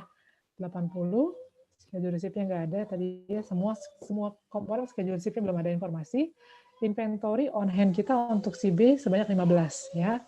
Jadi ada 15 si B. Tinggal kita tarik saja ke sini. Oke. Maka kebutuhan bersih kita adalah sebanyak berapa nih kebutuhan bersihnya? Kebutuhan kotor 80. Kita masih punya inventory nih. Jadi sebetulnya kebutuhan kita yang bersih bukan lagi 80 tapi 65. Ya, betul 65 ya. Lalu receipt-nya sama. Oke, rilisnya tinggal dimundurkan dengan lead time-nya 2 minggu. Ini ya. Gitu. Tunggu sebentar ya. Bentar ya.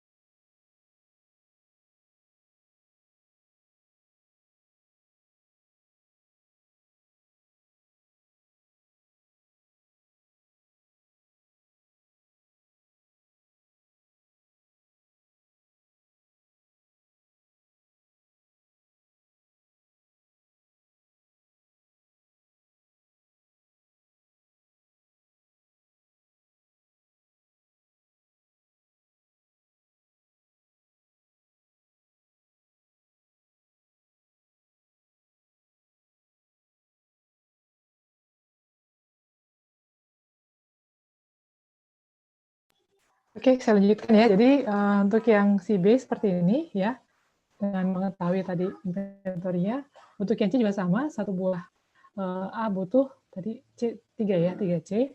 Maka kita tinggal kalikan sini untuk yang C-nya 3 kali 40 jadi 120 ya. Inventory-nya C kita punya 20 unit. Jadi kita bawa sampai ke sini ya, 20. Net requirement-nya menjadi 100 ya. 100, receipt dan net requirement sama ini. Lalu rilisnya seminggu sebelumnya. Oke. Kita bisa lihat di sini. Lalu untuk yang kita langsung ke yang E dulu ya. Jadi kita langsung ke E. Ini saya pindahkan deh. Saya ada ini. Oke, untuk yang E itu anaknya si B dan anaknya si C ya. Di bawahnya si B dia dikalikan 2, di bawahnya C dikalikan 2 juga. Tinggal kita lihat lagi sama. Jadi intinya ketika yang parent-nya berubah jumlahnya, maka anak-anaknya pun akan berubah. Ya, makanya disebut di awal tadi benefitnya kita akan lebih responsif, kita akan bisa meminimasi inventory ya dengan mengetahui membuat planning seperti ini gitu. Jadi kita tidak mau menyiapkan barang atau komponen secara berlebihan gitu ya, atau bahkan mungkin kebalikannya kekurangan. Jadi untuk yang E di bawahnya si B ini di minggu yang ke-5 ya 65, di mana tadi satu buah B butuh 2E ya. Jadi untuk ini 2 kali 65 130. Lalu yang di bawahnya C ini ya 2 kali 100 yaitu 200 ya. Oke. Nah, sekarang tinggal kita lihat inventory-nya untuk yang si E sebanyak 10 ya. Ada inventory sebanyak 10. Maka dia akan nah, kalau seperti ini sekarang pertanyaannya inventory itu akan mengurangi kebutuhan yang mana nih? Kebutuhan yang 130 atau yang 200 atau 130 karena dia datang duluan.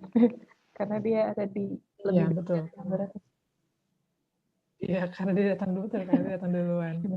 Ya, karena dia kan lebih dulu ya waktunya kita hadapi kan yang 5 dulu baru ke 6 kan. Jadi 10 ini dipakai dulu buat yang 130 sehingga net requirement-nya menjadi 120. Nah, untuk yang ini berubah nggak? Untuk yang 200 berubah tidak? Enggak. Enggak, Bu. Oke, yang 10 udah habis ya. Tuh, jadi seperti ini. Jadi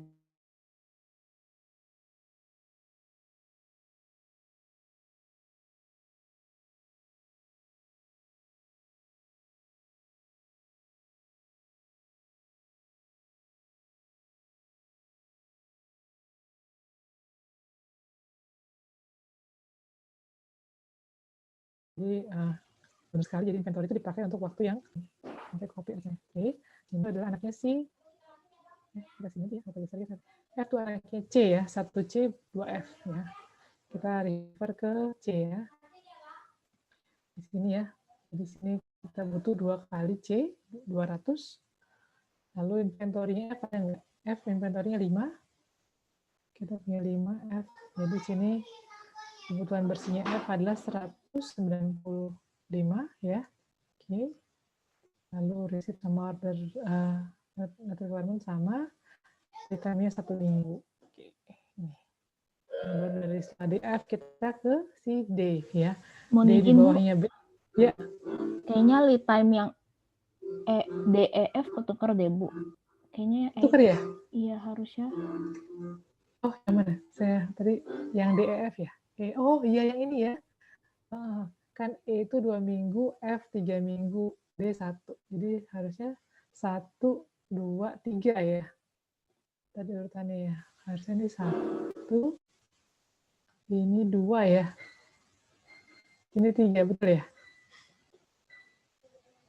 Ini bukan? Iya, Bu. Ya kan ya? Tadi kalau di sini kan saya berurutan ya.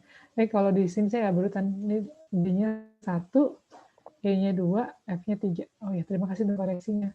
1, ini 2, ini 3. Jadi untuk yang ini saya salah nih, bukan di sini, tapi saya geser ke sini berarti ya, 2 ya. Lalu untuk ini dia 3 minggu, jadi dia digeser ke sini. Oke. Udah. Jadi untuk yang D sekarang, tadi 1 buah B butuh 2D. Kita lihat yang parent-nya dia si B, ini ya. 1 buah B butuh 2D, ini menjadi 130. Oke, lalu D yang di bawahnya, F, 1 buah F butuh 2D, lihat dari yang bawahnya ini, agak jauh nih, ini ya, 1 buah F butuh 2D, jadi 300, berapa nih? 390 ya? Benar ya? 195 kali 2 berapa? 380 ya? 390. 390, Bu.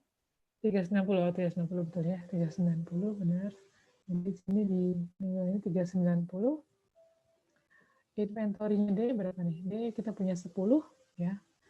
Punya inventory D10. Oke. Maka tinggal tarik ke sini ya yang terdekat, maka sini jadi 380 dan ini tetap 130. Ya, ditambah seminggu tinggal kita geser aja. Ini kita copy. Oke, ini kita copy dan geser di sini ya. Oke. Ini untuk yang D, terakhir untuk yang G, G itu di bawahnya si F, 1F butuh 1G ya. 1F butuh 1G, jadi sini ya. 195 juga. Oke. Kita punya stok nggak si G? Nggak, 0 ya. Stoknya 0, jadi nggak ada inventory di sini. 0, maka requirement-nya masih 195. Receipt sama ini sama. Untuk release-nya di return 2 jadi sini 195. Nah, kita lihat sini ya. Sorry. Jauh sekali. Ke bawah. 195.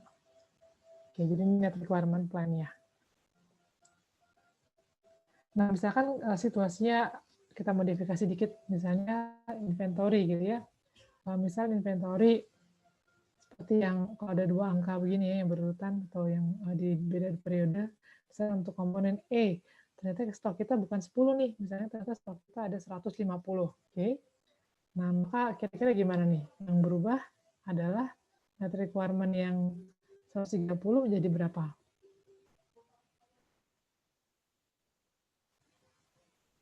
Kalau stok kita ternyata kita punya stok banyak untuk komponen E. 0, Bu. 0, betul. Terus yang keduanya 200 ini berubah nggak? 180. Ya, jadi di sini kita bisa tuliskan untuk inventory yang di sini adalah 20 ya. Sisanya dari sini 150 kurang 130, sisanya 20. Nanti untuk di sininya menjadi 180 ya. Jadi kalau kita punya inventory yang banyak, maka dipakai dulu untuk yang lebih awal, baru kalau sisanya dipakai untuk periode berikutnya. Oke. Nah, selain itu, kita bisa lihat lagi modifikasinya untuk jika diketahui ada informasi mengenai schedule receipt, gitu ya. Misalnya kayak gini, kita lihat dari komponen yang C misalnya ya. Ternyata ada schedule receipt nih, schedule receipt di sini sebanyak 30, gitu ya. Nah, ini kira-kira net requirement-nya terpengaruh nggak? Ada schedule receipt artinya akan datang barang sebanyak 30 di minggu yang ke-5. Padahal kita tahu bahwa kita butuh komponen C itu sudah ada ini di sini maksudnya yang 30 ini adalah yang sudah barang yang untuk memenuhi yang sisa 120 ya. Jadi kita punya stok 20. Itu udah mengurangi tadi kan jadi net requirement 100. Dan ternyata ada info tambahan, ternyata kita punya PO standing 30 pada minggu yang kelima. Kira-kira kebutuhan bersihnya berkurang nggak? Berkurang. Berkurang, Bu. Kurang. Jadi 70. Berkurang Jadi 70. Oke, 70 ya. Seperti ini. Oke, sekarang saya bahas lagi. Misalnya si 30 ini saya geser dia bukan di minggu yang kelima, tapi di minggu yang ke sini. Berkurang nggak? Berkurang, Bu. Berkurang juga. Tetap ya, menjadi 70. Jadi 70 ya. Jadi dia berkurang juga. Lalu misalnya saya geser, ternyata schedule receipt-nya itu jadwalkannya di minggu yang ke 8. Berkurang nggak sih C-nya kebutuhannya? Enggak. Berkurang, Enggak. Berkurang atau enggak? Enggak. Enggak, Bu. Enggak Enggak, ya, enggak Bu. berkurang. Karena udah lewat nih, waktunya kita butuhnya di minggu yang ke-7, ternyata dia baru datang minggu depan, berarti udah nggak bisa dipakai lagi. Jadi intinya untuk schedule receipt sampai maksimal di minggu tersebut, ya produk itu ada dibutuhkan requirement-nya, maka dia bisa mempengaruhi net requirement-nya. Ya, seperti itu. Oke. Sampai sini ada pertanyaan? Izin bertanya, Bu. Ya, silakan. Nah, tadi ketika schedule receipt-nya di minggu kelima, di project on hand-nya tidak ditambah menjadi 50 ya, Bu ya? Jadi kan 30 datang, terus ada inventory 20. Mungkin di minggu ke-6-nya berubah menjadi 5. Iya, bisa betul. Jadi ketika si barang itu datang di minggu yang kelima, dia akan masuk jadi stok gitu ya. Bisa seperti bisa seperti itu, tapi memang terkadang kalau aktualnya harusnya begitu ya. Kalau realnya dia memang harus dimasukkan dalam inventory ya, ketika dia datangnya beberapa waktu sebelum dia mau dipakai. Ini hanya untuk menggambarkan aja sih bahwa ada dua komponen yang berbeda, itu schedule receipt sama inventory. Tapi memang realnya sih seperti itu harusnya ya. Jadi harusnya dia digabungkan antara ketika schedule receipt datang di minggu yang kelima, maka pada minggu yang ke-6 dia akan jadi inventory. Maksudnya begitu ya? Iya, terima kasih, Bu. Iya, ya, makasih Maru. Jadi memang betul. Jadi kalau misalkan dia, cuma saya nggak menggabungkan karena biar nggak bingung aja nih, kok jadi schedule receipt jadinya nggak ada kan, jadi hilang kan kalau kita gabungkan ke situ. Gitu. Jadi biar tetap bahwa memang ada komponen schedule, ada sejumlah barang yang akan datang ya, dan itu adalah schedule receipt gitu. Karena nanti kalau misalkan saya masukkan ke inventory, schedule receipt-nya jadi seolah jadi kayak hilang gitu ya. Terima kasih ya. Ada lagi yang lain? Ibu mau izin bertanya, Bu. Oke, silakan ada. Saya mau nanya dikit, Bu. Itu yang gross requirement yang B, itu kenapa 2 kali 40 nggak 2 kali 50 kayak sheet sebelumnya ya, Bu? Cara mengikuti kebutuhan bersihnya sih A. Oh, jadi nggak kayak yang sheet sebelumnya ya, Bu, ya, walaupun dia sama-sama gross requirement.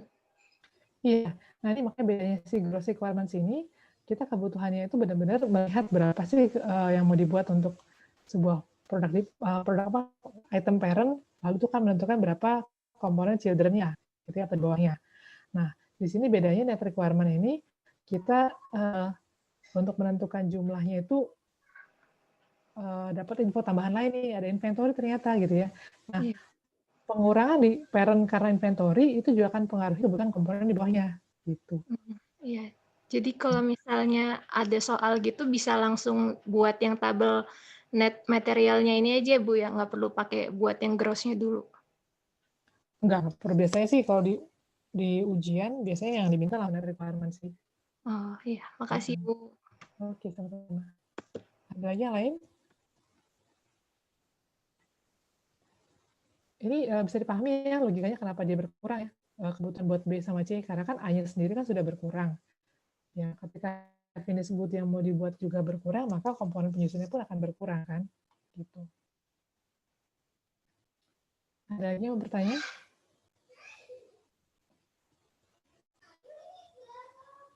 Oke, di sini saya akan kembali ke PowerPoint ya. Saya akan kembali ke PowerPoint. Nah, untuk penentuan berapa jumlah yang akan disiapkan, yang akan dirilis ya. Di sini kalau kalian lihat di tabelnya ya, teman-teman lihat sini di paling kiri tabel itu ada tulisan lot for lot. Ini maksudnya adalah kita memesan di pas rilis ini sejumlah rilis sama resip ya, sejumlah yang kita butuhkan. Jadi betul-betul just in time, sesuai dengan kebutuhannya gitu ya. Jadi dia nggak ada kelebihannya, nggak ada. Di sini holding cost untuk penyimpanannya itu diminimize sekali. Jadi benar-benar biaya inventory-nya diminimize sekali. Jadi dia memesan sebanyak kebutuhan, kan kebutuhannya net requirement-nya 120 sama 200, maka yang pesan sekian, sama kebutuhan net requirement 195 ya pesan sekian. Nah, itu namanya lot sizing. Jadi lot sizing-nya dia menggunakan lot for lot, memesan sejumlah yang dibutuhkan. Untuk lot sizing sendiri di sini di konsep di sini ada 3 jenis, tapi saya kayaknya saya tidak terlalu akan menjelaskannya. Yang penting tadi bagi saya kalian paham tadi untuk membuat net requirement-nya saja. Ya, jadi ini hanya untuk informasi. Untuk penentuan lot-lotnya itu berapa jumlah yang mau dipesan itu ada 3 jenis. Yang pertama tadi yang kita sudah pelajari lot for lot. Itu lot for lot itu biasanya dipakai jika biaya memesannya itu relatif kecil. Jadi kita merasa oh nggak masalah lah, saya mesennya sesuai kebutuhan, jadinya lebih sering gitu ya. Oh transportation cost-nya, biaya transaksinya itu murah gitu ya, karena mungkin mudah. Tapi kalau misalkan biaya memesannya mahal, biasanya lot for lot itu nggak dipakai ya. Jadi biasanya lot for lot dipakai kalau ordering cost itu relatif murah. Alternatif kedua yaitu kita bisa menggunakan pendekatan EOQ yang kita pelajari minggu lalu untuk menentukan berapa jumlah yang kita mau pesan sesuai dengan perhitungan EOQ. Ya, yang ketiga yaitu POQ. Ya, ini masih dekat-dekat saudara-saudaranya EOQ. Ya, jadi masih menggunakan perhitungan EOQ, cuma dia menggunakan cara satu step tambahan lagi gitu ya. Setelah EOQ kita ada menghitung lagi berikutnya. Ini kira-kira informasi mengenai sizing. Nah, untuk MRP sendiri dia mengalami perkembangan gitu ya. Jadi MRP sendiri nggak cuma sekedar kebutuhan material saja, tapi juga ada yang namanya material requirement planning kedua gitu ya. Jadi di sini material requirement planning 2 itu disebut juga dengan material resource planning. Jadi isinya bukan hanya ini saya hanya sekilas menjelaskan ya, ini nggak terlalu detail, jadi fokusnya tetap kepada tadi MRP yang awal tadi, ini hanya untuk informasi. Jadi bukan hanya tadi berdasarkan berapa yang akan kita pesan, tapi di material resource planning ini, yaitu pengembangan dari MRP yang awal, di sini mendetailkan sampai ke labor hours, machine hours, berapa scrap yang mungkin, sama yang lainnya. Ya. Lalu ini contoh MRP di jasa, ya ini untuk tadi pembuatan burger ya. Tadi ada yang bertanya, apakah bom itu dibuatnya bagan? Memang lebih prefernya bagan karena lebih mudah untuk melihat komponen-komponen di bawahnya. Ini untuk MRP di tadi sudah ya bentuknya ini bentuk tabel, bilah materialnya. Ada juga MRP untuk misalkan restoran, untuk hotel, untuk yang lainnya. Ini pengembangan bentuk lainnya dari MRP yaitu DRP, Distribution Resource Planning. Jadi kalau tadi MRP itu kita penghitungannya dari item atas baru ke bawah kan ya, baru ke bawah terus. Tapi kalau DRP sesuai dengan nama distribusi, jadi di sini justru kebalikannya untuk menentukan berapa kebutuhan, misalkan pabrik Unilever gitu, dia harus siapkan berapa unit barang untuk produk A, maka dia butuh informasi dari toko-toko di bawahnya, toko-toko retail, ya retail terkecil itu nanti informasi digabungkan ke wholesaler. Wholesaler informasinya kebutuhan produk A-nya digabungkan sampai ke distributor, distributor digabungkan sampai ke yang manufaktur. Jadi untuk mengetahui oh ternyata sesuai dengan jalur distribusi mereka kebutuhan produk A itu sekian besar. Gitu. Jadi distribution resource planning ini menentukan perencanaan nanti distribusi distribusi untuk pemenuhan dari demand-nya dia sendiri. Gitu. Oke, nah yang lebih advance ya, jadi perkembangan dari MRP, lalu ada modifikasi di ERP, yaitu ERP. Ini saya yakin kalau teman-teman yang sudah bekerja sering mendengar istilah ini ya, atau softwarenya mungkin kalau di kantor banyak yang pakai SAP misalnya, atau Oracle. Ya, jadi ini adalah sistem informasi untuk mengintegrasikan informasi dalam sebuah perusahaan maupun antar perusahaan, ya, yang gunanya untuk mengotomatisasi membantu kita untuk ketika informasi itu kita masukkan ke sistem ini, itu bisa langsung otomatis tersambung ke berbagai divisi atau bagian. Misalkan sales department atau sales people-nya masukin data mengenai forecast demand gitu ya, atau sales-nya dia gitu ya. Maka nanti informasi itu kan bisa digunakan untuk membuat forecast ya. Forecast nanti akan membuat tadi planning akan membuat produksi. Jadi di ERP bisa langsung terotomatisasi setiap proses tersebut atau setiap keputusannya akan lebih mudah untuk dibuat. Karena memang informasinya lebih real time biasanya. Oke, demikian untuk materi hari ini. Sambil menunggu pertanyaan, saya absen ya. Kalau mau bertanya, silakan. Minggu lalu saya sudah sebutkan tugas makalah akhirnya ya. Sudah dibagi kelompok dan topiknya belum?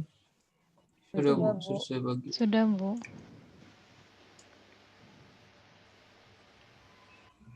Halo, Rifki sudah dibagi kelompoknya dan topiknya? Iya, Bu. Sudah saya bagi kelompok sama topiknya.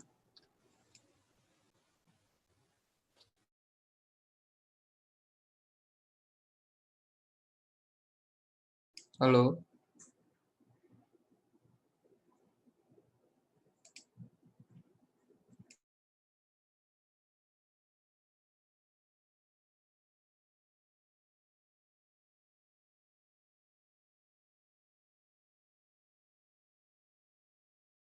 Halo. Kayaknya ibunya keputus deh. Halo Rifki. Ya Bu, saya sudah bagi Bu kelompok sama topiknya. Topiknya? Iya. Oke. Sudah ada yang mulai mencari data dan informasinya belum? Kalau kelompok saya belum Bu. Mungkin kalau ada yang mau didiskusikan atau ditanyakan silakan saja sebelum dikumpulkan dan dipresentasikan ya. Jadi kan kita hanya 6 minggu sekali lagi, jadi minggu depan sama minggu berikutnya itu materi, dan yang terakhir baru kita akan presentasi makalah akhirnya. Jadi tinggal 2 mingguan lagi lah efektifnya untuk bisa mengerjakan si makalah akhir tersebut. Atau topik-topiknya apa aja saya Rifki, kalau boleh tahu yang sudah dibagikan? Baik Bu, tunggu sebentar.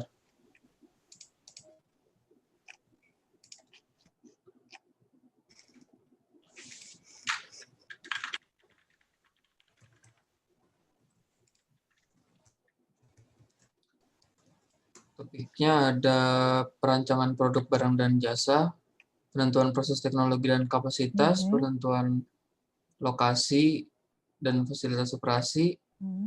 Terus itu kelompok 4 perencanaan tata letak, kelompok 5 pengelolaan proyek, kelompok 6 pengelolaan rantai pasokan, kelompok 7 perencanaan agregat, kelompok 8 manajemen persediaan.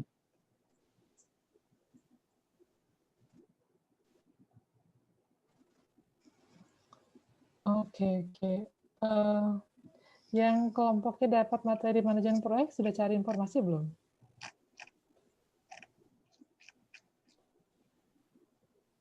Kelompoknya belum siapa nih? sih, Kelompok oh, belum. Kan kalau soal dari teorinya kan situ dia lebih ke fokusnya kan menghitung berapa critical path-nya ya di project management. Ya. Jadi di situ kalau misalnya memang mau cari informasi, saya nggak tahu nih, saya juga belum pernah coba cari untuk case-nya itu. Cuman jadi nanti teman dirasa terbatas atau sulit untuk mencari. Nah iya Bu, kayaknya kita kesulitan mencari informasinya. atau mungkin masih Halo, maaf Kenapa? agak putus-putus Bu suaranya. Iya, halo. Oh iya, jadi kalau misalkan untuk yang kelompok yang mendapatkan topik project management, ya, saya bukan berarti kalau memang kebetulan punya informasinya bagus sekali, nggak apa-apa gitu ya, mesti lengkap, bisa menentukan aktivitasnya apa saja dari sebuah proyek, lalu bisa mengetahui berapa durasinya, lalu menghitung berapa critical path-nya gitu ya. Itu bisa, tapi kalau memang kira-kira susah, boleh memilih topik yang memang sudah dipilih kelompok lain, ya, asal perusahaannya berbeda, ya, boleh. Misalnya topik supply chain itu sangat banyak, gitu ya. Topik lokasi juga ya, topik layout juga banyak, jadi boleh. Jadi sama tadi kelompok yang dapat aggregate planning sepertinya juga itu, saya agak khawatir juga itu agak susah untuk cari informasinya karena kan dia memang lebih ke perhitungan ini ya. Strateginya ya, strategi untuk C sama level. Itu juga boleh diganti, nanti misalkan ke quality management udah ada yang dapat belum brief tadi? Tunggu sebentar. Quality management kayaknya belum ada sih Bu. Ada tuh, Oh iya manajemen belum. kualitas. Jadi yang tadi yang aggregate planning sama yang project digeser ke situ aja, ke quality sama ke, tapi memang dia sih baru minggu depan sih. Ke quality lah, boleh ke quality satunya lagi boleh pakai topik lain yang temannya sudah pilih. Oh iya, jadi boleh sama ya, Bu? Menurut saya boleh karena memang topik itu yang pembahasannya pun nantinya jadi nggak terlalu ini sih. Kalau cuman menghitung saja, misalnya menghitung critical path, jadi kurang ada bahasan yang lebih dalam kalau memang nggak dapat informasi yang lebih lengkap. Kalau hanya data sekunder, project management itu hanya menghitung critical path saja gitu. Jadi yang untuk project management bisa tolong diganti aja ya si Rifki ya. Ya baik Bu. Itu kalau mau saya sih Bu. Untuk aggregate planning juga sama, aggregate planning kalau mereka mau bersedia ke quality management yang baru minggu depan, boleh, kalau enggak pun sama kayak tadi yang si project, dia boleh pilih topik yang sudah dipilih kelompok lain. Jadi 2 kelompok itu yang boleh ganti topik ya, Rif. Baik Bu. Oke, saya absen ya. Kalau ada yang mau bertanya silakan. Prinadila, ada? Silakan, Prinadila ada? Ini Prinadila dari minggu lalu juga nggak ada ya, Rif? Iya, sepertinya nggak ada, Bu. Pasti tanya sama waktu di paru pertama juga sama ya, nggak pernah masuk? Ada sih, Bu, baru pertama. Oh gitu, oke. Nanti saya tanya Pak Helman deh. Alicia? Hadir, Bu. Oke ya. Afrildo? Hadir, Bu. Ada Afrildo? Ada ya? Hadir, Bu, ya. Hadir. Ada? Ya. Ada? Ada. Hadir. Andika? Oke. Hadir. Andika ada? Oke. Ya, Anggi? Hadir, Bu. Oke, Anissa? Hadir, Bu. Oke, Bayu? Hadir, Bu. Oke. Hadir, Bu.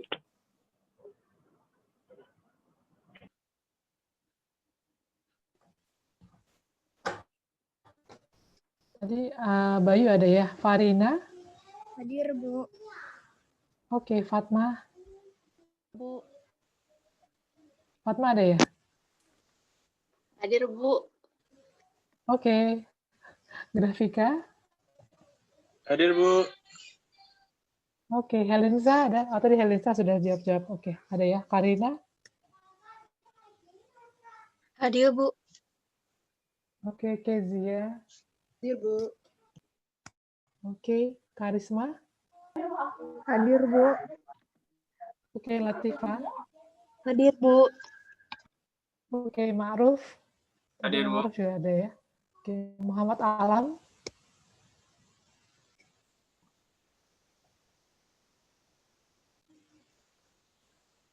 Muhammad Alam ada? Mungkin chat di chatroom nggak? Nah, ya. Oke, Alam nggak ada. Kayaknya Alam di jalan deh, Bu. Tadi soalnya. Oh, maksudnya? Jadi dia kayaknya Hah? tuh udah login tapi sambil di jalan. Nah, Oh, itu di chat Itu gua. udah chat tuh. Mic-nya mati katanya di chat. Oh, bentar ya. Oh, oke. Ada ya. Terima kasih. Muhammad Rian? Hadir, Bu. Oke, Nazira? Hadir, Bu. Oke, Nudi? Ada Nudi? Hadir, Bu. Oke.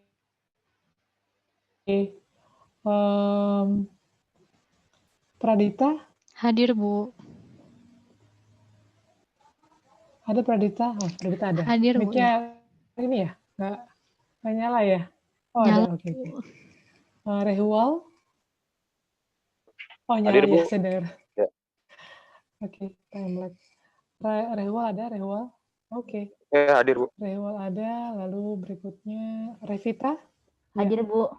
Revita ada? Ada, Bu. Oke, Riva? Hadir, Bu. Oke, Riva ada? Ada. Rifki? Oh, Rifki ada. Rika?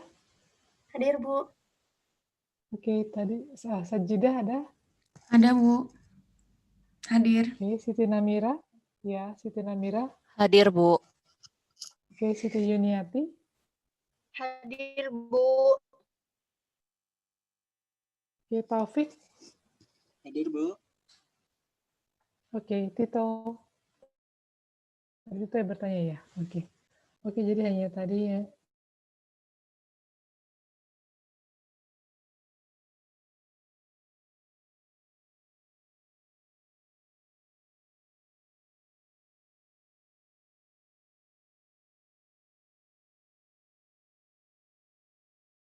Halo.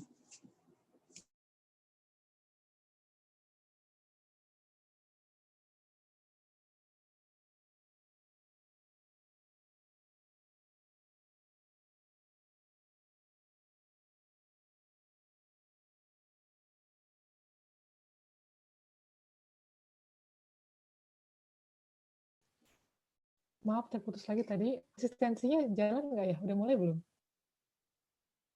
Udah minggu kemarin, Bu. Sabtu kemarin. Oh, Sabtu kemarin itu yang pertama ya? Yang pertama setelah UTS, Bu. Waduh, iya. Bahasnya sampai mana? Sampai inventory atau baru agregat? Baru agregat, Bu. Baru agregat. Oke. Untuk minggu depan kita bahas mengenai quality management, chapter 6. Untuk tugas yang dikerjakan, nanti saya akan info ke Rifki ya. Kebetulan saya nggak pegang bukunya, jadi nanti saya akan info ke Rifki tugas, sama kayak kemarin tugasnya per kelompok ya. Tugas untuk latihan satu soal saya akan memberikan mengenai materi hari ini. Ya, sama Baik, Bu. juga dikumpulkannya, diusahakan sehari sebelum kuliah hari ini, atau paling tidak pagi hari Kamis ya. Jadi biar sempat saya periksa untuk saya review dan saya kasih feedback ya. Oke, ada pertanyaan untuk materi ataupun tugas-tugasnya? Jelas semuanya? Sudah, Bu.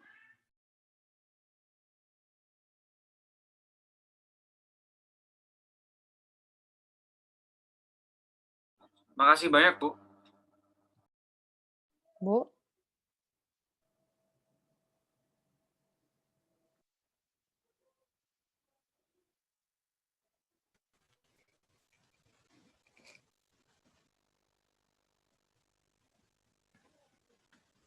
Oke, ada pertanyaan buat tugas-tugas ataupun materi hari ini? Maaf, terputus-putus, Bu. Oh, ada yang mau bertanya lagi mengenai tugas maupun materi hari ini? Tidak ada? Siap. Tidak ada, Bu. Udah cukup, Cukup, Bu. Oke, baik. Kalau gitu sudah selesai untuk materi hari ini. Terima kasih banyak untuk partisipasinya. Salam sehat selalu. Kita ketemu lagi minggu depan ya. Selamat malam semuanya. Terima kasih banyak, Malam, Bu. Bu. Terima kasih, Bu. Terima kasih, Bu. Selamat malam sama-sama ya.